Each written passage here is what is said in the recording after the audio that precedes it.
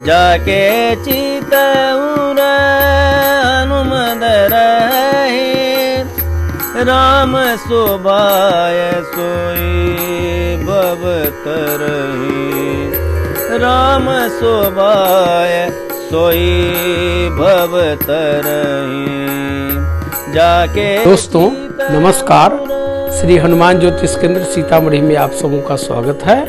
दोस्तों हम सभी साढ़े साती और ढैया का नाम सुनते ही भयभीत हो जाते हैं। आम धारणा बन जाती है कि अब हमें शनि कष्ट दुख क्लेश चिंता मृत्यु भय दुर्घटना संताप पीड़ा अपजस रोग व्याधि दरिद्रता आदि देंगे। यह घटना घटे न घटे इसके भय से हम सभी भयभीत हो जाते हैं और मानसिक रूप से व्यथित और कुंठित हो जाते हैं। एक भ्रांत धारणा हमारे मन मस्तिष्क में इस कदर बैठ जाती है कि हमारी जिंदगी में उथल पुथल होने वाली है, इसके सारे अशुभ फल मिलने वाले हैं। ऐसा नहीं है। साढ़े साती में या ढैया में सिर्फ अशुभ घटनाएं ही नहीं घटती हैं, शुभ घटनाएं भी घटती हैं। आइए हम पहले चार्ट से जानते हैं कि शनि की साढ़े साती या ढैया कैसे लगती है। जब हमारी कुंडली में चंद्रमा से शनि 12वें घर में बैठते हैं तो साढ़े साती लग जाती है। वर्तमान में 29/4/22 से शनि गोचर में कुंभ राशि यानी 11वें अंक में संचरण कर रहे हैं। तो आइए हम कुंडली के द्वारा जानते हैं कि किस राशि के जातकों पर साढ़े साती लगेगी या किस राशि के जातक पर ढैया लगेगी। जैसे अभी वर्तमान में शनि कुंभ राशि में संचरण कर रहे हैं। हालांकि भारत में विभिन्न अयनांशों के प्रचलन के कारण अलग अलग गणनाओं में शनि के चंद्र राशि के 12वें भाव में प्रवेश का दिन अलग अलग निकल सकता है। चंद्र कुंडली जब सॉफ्टवेयर से आप डाउनलोड करते हैं तो चंद्र कुंडली भी उसमें चंद्र कुंडली लग्न कुंडली डम्मांश सब दिखता है। आप चंद्र कुंडली को लीजिए, यहाँ देखिए ये 12 अंक है, 12 अंक में चंद्रमा है मीन राशि में, यहाँ हम लिखते हैं। और अभी शनि कुंभ राशि पर चल रहे हैं तो मीन राशि के जातकों को साढ़े साती लगेगी। तो यहाँ हम 11 लिखते हैं, 12वां घर। 1 2 3 4 5 6 7 8 9 10 11 12। तो स्वाभाविक है कि ये 12वां घर में अभी शनि बैठे हुए हैं, संचरण कर रहे हैं। तो मीन राशि के जातकों पर शनि की साढ़े साती लग जाएगी। और साढ़े साती का यह प्रथम चक्र होगा, ये द्वितीय चक्र होगा, ये तृतीय चक्र होगा। यानी कि प्रथम अवधि मध्य अवधि और अंतिम अवधि 2.5 साल का तीनों होगा, 7.5 साल का, इसलिए इसको साढ़े साती कहा जाता है। और ढैया कैसे लगेगी। शनि गोचर काल में जिस राशि में स्थित होते हैं उससे चौथी और 8वीं राशि के लग्न अथवा चंद्र लग्न वाले जातकों पर वक्र दृष्टि डालकर 2.5 वर्ष के लिए ढैया लगा देते हैं। यही अवधि शनि की ढैया कहलाती है। वर्तमान में शनि गोचर में कुंभ राशि में चल रहे हैं। तो अगर 8 होगा तो 8 9 10 11 तो वृश्चिक राशि के जातकों पर ढैया लग जाएगी। और अगर यहाँ हम 4 लिखते हैं तो 4 5 6 7 8 9 10 11 यहाँ 11 शनि यहाँ अष्टम स्थान में होंगे। तो यह कर्क राशि जिनकी होगी उस पर ये अष्टमस्थ जो शनि है वो ढैया दे देंगे। तो इसमें 2.5 साल रहेंगे। और यहाँ अष्टमस्थ होंगे शनि तो 2.5 साल होंगे। तो आशा यह हुआ कि मीन राशि के जो जातक हैं उन पर साढ़े साती लग रही है और जो वृश्चिक और कर्क राशि के जातक हैं उन पर ढैया लग रही है। लेकिन ऐसा नहीं है कि हम सिर्फ इन 7.5 साल में सिर्फ अशुभ घटनाएं घटती हैं, शुभ घटनाएं भी घटती हैं। इसको हम अपने मन मस्तिष्क से निकाल दें कि हमको इससे डरने की जरूरत है नहीं। अगर थोड़ा बहुत उसमें शनि हमें मानसिक कष्ट पीड़ा अपजस दुख चिंता क्लेश आदि देते हैं तो इसके हम थोड़े बहुत आध्यात्मिक उपाय टोटके करते हैं और जिससे ताकि शनि खुश रह सके।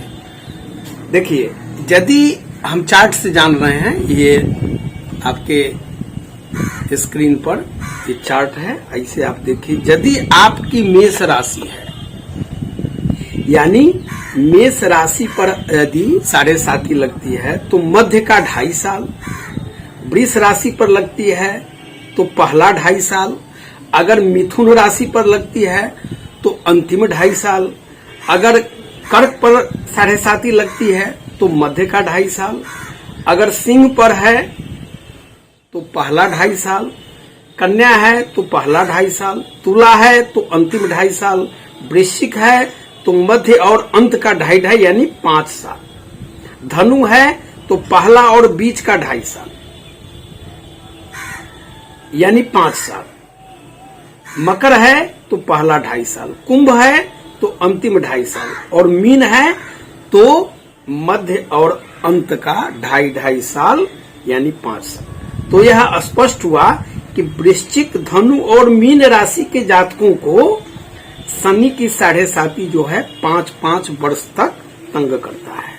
शेष राशियों में शनि 7.5 वर्ष में से केवल 2.5 वर्ष ही अशुभ रहता है, इसको आप जान लीजिए। इस अवधि में कुछ ऐसी शुभ अशुभ घटनाएं जातक के जीवन में घटती हैं जो आमूल परिवर्तन लाने वाली होती हैं। इस दौरान जीवन में जो घटनाएं घटती हैं उसको आप इस प्रकार से देख सकते हैं, जैसे विवाह टूट जाए, काफी विघ्न बाधाओं के बाद विवाह संपन्न हो, प्रेम वासनात्मक हो, शरीर सुख प्राप्ति के बाद लड़का लड़की अलग हो जाए, शादी हो ही नहीं, अचानक पढ़ाई छूट जाए या नौकरी करनी पड़े, घर गृहस्थी का भार अचानक संभालना पड़े, रोजगार छूट जाए या रोजगार फिर मिल जाए, अच्छे जगह पर ट्रांसफर हो जाए या यूं कहे कि अवनति मिल जाए, निवास स्थान बदल जाए, देश छोड़कर प्रवासी बनना पड़े, लंबे अवधि से आ रही दोस्ती या रिश्ते नाते टूट जाएं या नए दोस्त बन जाएं या नए रिश्ते नाते जुड़ जाएं, परिवार में किसी की मृत्यु हो जाए या उसकी क्षतिपूर्ति में संतान का बाद में जन्म हो जाए, नौकरी या व्यवसाय में सेवानिवृत्ति मिल जाए या नई जीवन शैली अपनानी पड़े। इस प्रकार देखा जाए तो 7.5 के दौरान घटने वाली सभी घटनाएं बुरी ही नहीं होती हैं, शुभ ही होती हैं। यदि शनि हमें कष्ट देते हैं तो ये सहलाते भी हैं, हानि करते हैं तो उसकी क्षतिपूर्ति का राह भी खोल देते हैं। देखिए, आपकी कुंडली में चंद्र और शनि की स्थिति अगर शुभ है, यानी दोनों मजबूत हैं, बली हैं, तो 7.5 के दौरान शनि आपका कुछ नहीं बिगाड़ सकता। मान लीजिए आपकी कुंडली में उस काल में दुर्घटना होने की संभावना नहीं दिखती है और 7.5 दुर्घटना का संकेत दे रही है, तो आपके साथ यह नहीं घटेगी। शनि की 7.5 आपका कुछ नहीं बिगाड़ सकते। दूसरा यह है कि विंशोत्तरी महादशा अंतर्गत जो संकेत जातक को मिलते हों उसके विरुद्ध शनि की 7.5 नहीं जा सकती। मेरा मत है कि मान लीजिए आपकी कुंडली में चंद्रमा शनि एक साथ बैठे हुए हैं किसी भी घर में या एक दूसरे से दृष्टि संबंध में है, तो संभव है कि जो अवधि जिस राशि के जातकों के लिए बताए गए हैं चार्ट में जो मैंने बताया है, उस दौरान शनि की 7.5 को प्रभाव डाल सकती है। क्योंकि चंद्र शनि एक साथ अगर कुंडली में बैठे हो तो स्वाभाविक है कि वह दुर्योग उत्पन्न करेगा, विष योग उत्पन्न करेगा और 7.5 लगेगी या ढैया लगेगी तो वह कुप्रभाव देगा। एक दूसरी बात मैं आपको बताता हूं कि मान लीजिए आपकी अपनी चंद्र कुंडली में देखिए कि चंद्रमा से आपकी कुंडली में अगर शनि 12वें घर में या पहले घर में या दूसरे घर में आपकी कुंडली में बैठे हुए हैं तो ताउम्र 7.5 का प्रभाव रहता है। इसी को हम उदरस 7.5 कहते हैं। और स्वाभाविक है कि जब ऐसे जातक को 7.5 लगेगी तो शनि संपूर्ण जीवन में उथल पुथल मचा देगा, जीवन को जीने लायक नहीं छोड़ता है, जीवन भर परेशान हाल रहता है ऐसा व्यक्ति। जीवन से, व्यवसाय से, निवास से, सभी प्रकार की खुशियों से जातक को काट कर रख देता है। सिर्फ कष्टों से भरा जीवन जीने पर मजबूर करता है। अतएव कुंडली का भली भांति विश्लेषण करना है कि शनि या चंद्र कुंडली में किस स्थिति में बैठे हैं, तभी फल विचारना चाहिए और उसका उपाय करना चाहिए। अब शनि की शुभता हम कैसे देखें अपनी कुंडली में? यदि शनि आपकी कुंडली में तुला राशि में उच्च के बैठे हों, अपनी राशि मकर यानी 10 और 11 जो आपका अंक है उसमें बैठा हो, यानी मूल त्रिकोण राशि में बैठा हो, यदि मीन या धनु राशि में गुरु के साथ बैठे हों, यदि तुला, धनु या मीन लग्न हो और शनि बैठे हों, ये सिर्फ उसमें यह देखना है कि शनि बकरी तो नहीं है। वृष लग्न हो और लग्न में शनि बैठे हों, कर्क या सिंह लग्न की कुंडली हो और शनि अष्टमस्थ हो, क्योंकि शनि यहाँ खष्टेश और अष्टमेश होकर अष्टमस्थ होते हैं। कर्क या सिंह लग्न की कुंडली हो तब। मिथुन लग्न की कुंडली हो, यानी यहाँ 3 लिखा हो और शनि यहाँ नवम भाव में अपनी मूल त्रिकोण राशि में यहाँ बैठे हों। यदि यहाँ वृश्चिक लग्न हो और चौथे भाव में यहाँ केंद्र में शनि बैठे हों, यदि यहाँ पर मेष 1 अंक लिखा हो और 12वें भाव में यहाँ पर शनि मीन राशि में बैठे हों और उस पर गुरु की दृष्टि पड़े तो शुभता है। या फिर मेष या वृष लग्न की कुंडली हो, यहाँ 1 या 2 लिखा हो और शनि यहाँ 10वें भाव में 10 या 11 अंक में आपकी राशि में बैठा हो। यूं भी कहे कि कोई भी लग्न हो और 10वें भाव में यहाँ शनि शुक्र बैठ गए हो या शनि गुरु एक साथ बैठ गए हो,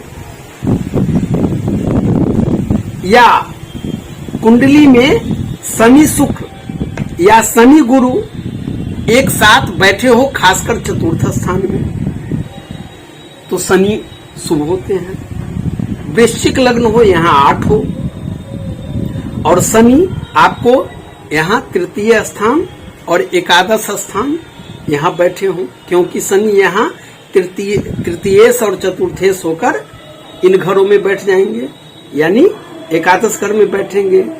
10म या एकादश भाव में यहाँ 10म और यहाँ शनि मंगल की युति हो तो थोड़ी सी शुभता आती है। दूसरी बात कि शनि की महादशा चल रही हो, शनि और बुध या फिर शनि या गुरु या फिर शनि शुक्र की अंतरदशा चल रही हो तो 7.5 के दौरान शनि आप पर बहुत ही आंशिक को प्रभाव देगी, उसमें डरने की जरूरत नहीं है। छठा है, ये 8वां है, ये 12वां, यानी इन त्रिक भावों का कारकत्व तो अकेले शनि को सौंपा गया है। शनि न्यायाधीश हैं।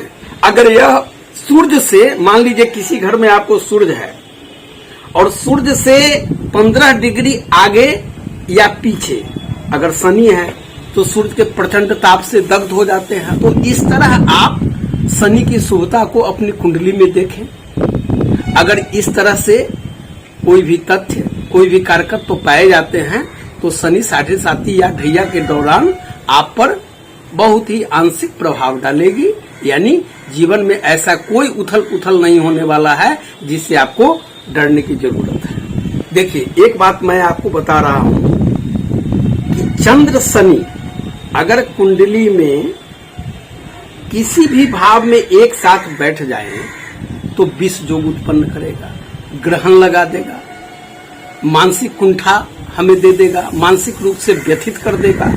इसे प्राचीन ज्योतिष में किसी करतूत का फल बताया गया है। नाड़ी कुंडली के अनुसार यदि चंद्र और शनि कुंडली में इकट्ठे बैठे हों तो माता से जातक का संबंध ठीक नहीं रहता है, वह निर्धन होता है और कष्टकारक जीवन बिताता है। यदि शनि चंद्र से मजबूत हो, किसी घर में बैठे हो एक साथ और चंद्रमा से वह मजबूत हो तो ऐसा जातक माता से शत्रु भाव रखता है, या तो ऐसे जातक की माता संतान को जन्म देते ही मर जाती है। और अगर जिंदा बच जाती है तो लंबे समय तक संतान के हाथों कष्ट भोगने के लिए जीवित रहती है। इसके विपरीत यदि चंद्र मजबूत हो और शनि कमजोर हो, अगर एक साथ बैठे हो और चंद्र मजबूत हो शनि से, तो ऐसे संतान पर माता भारी पड़ती है और जातक या तो जन्म लेने के कुछ दिन बाद ही मर जाता है, और यदि जिंदा रहा तो कष्ट भोगकर पाप और अपराध पूर्ण जीवन बिताकर बाद में बैरागी होकर बढ़ता है।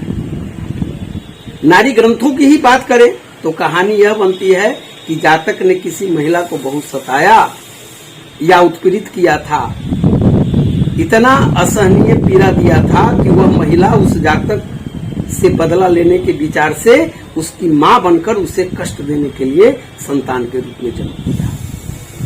फिर ऐसे भी कह सकते हैं कि किसी महिला ने पूर्व जन्म में किसी पुरुष को इतना सताया कि वह व्यक्ति बदला लेने की गर्ज से उस महिला का बेटा बनकर इस जन्म में धरती पर आया।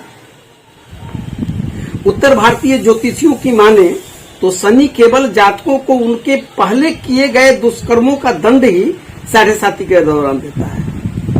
जब 7.5 उतरती है तो जातक को सब कुछ लौटाकर जीने का प्रयास करता है, जो कुछ शनि ने 7.5 के दौरान उनसे लिया होता है।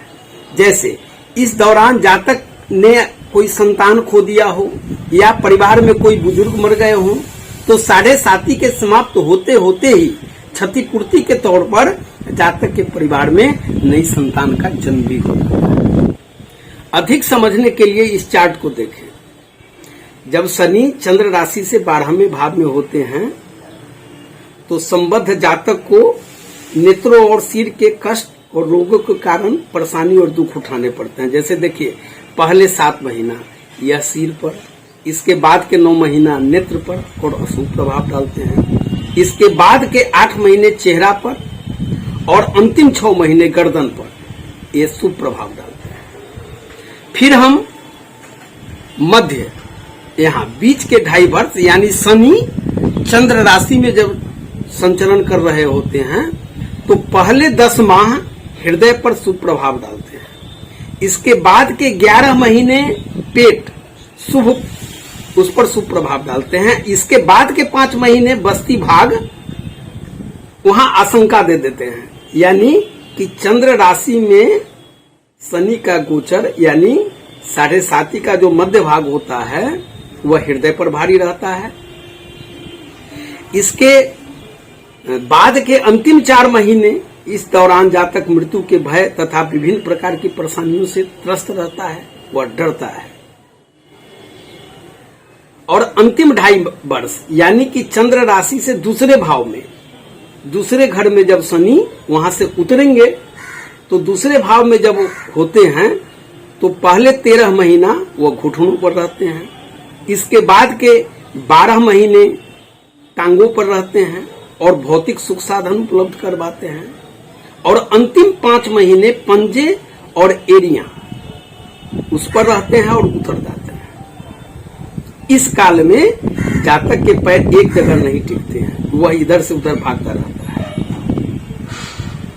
यह जो समय होता है जातक के लिए अपने उखड़े गए जीवन को फिर से जमाने के लिए होता है, अतः जातक एक जगह टिककर नहीं बैठ पाता। एक ग्रामीण इलाके में एक कहावत है कि जो व्यक्ति बेचैन रहकर इधर उधर दौड़ धूप करता रहता है और उस समय तक उसके पास कोई काम नहीं होता तो कहा जाता है कि इसके पैरों में शनि का चक्कर चल रहा है। तो आपने तालिका से स्पष्ट समझा कि पहले 2.5 वर्ष, बीच के 2.5 वर्ष और अंतिम 2.5 वर्ष 7.5 में शनि हमें क्या प्रभाव देंगे। तो मुख्यतः इस चार्ट को देखकर आप भली भांति समझ गए होंगे कि शनि अपने 7.5 के दौरान इन 7.5 वर्षों में लगभग 2-2.25 साल भारी और कष्टकारक होते हैं। शेष अवधि के बीच जातक को काफी राहत मिल जाती है। इस दौरान शनि जातक को सचेत करता रहता है, अब तक आलसी रहे हो तो कम से कम अब तो आलस्य को छोड़ो, प्रमाद को छोड़ो और कर्म में जुट जाओ। इस तरह जिंदगी के रास्ते में शनि एक स्पीड ब्रेकर के रूप में काम करता है।